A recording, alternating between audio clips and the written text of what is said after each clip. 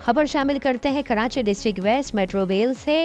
Pakistan peoples party के MPA PS 116 के अली अहमद जान साहब ने 16 इंच की पानी की लाइन ठीक करवा दी। मजीद जानते हैं अदनान गोरी की इस रिपोर्ट में कि अदनान गोरी अपडेट कीजिएगा।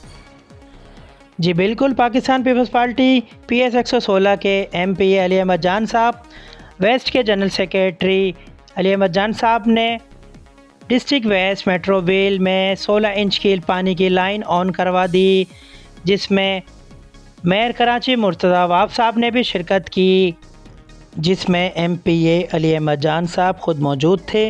वेस्ट के general secretary mayor Karachi Murtaza Wahab साहब ने भी शिरकत की। अली अकबर साहब टाउन चेयरमैन ने भी शिरकत की।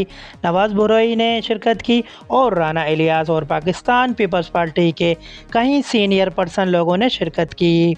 इस मौके पर आवाम ने MPA अली अहमद जान साहब और पाकिस्तान पीपल्स पार्टी के तमाम रहनुमाओं का शुक्रिया अदा किया। रिपोर्ट अदनान गोरी के 6 सिटी न्यूज़ कराची।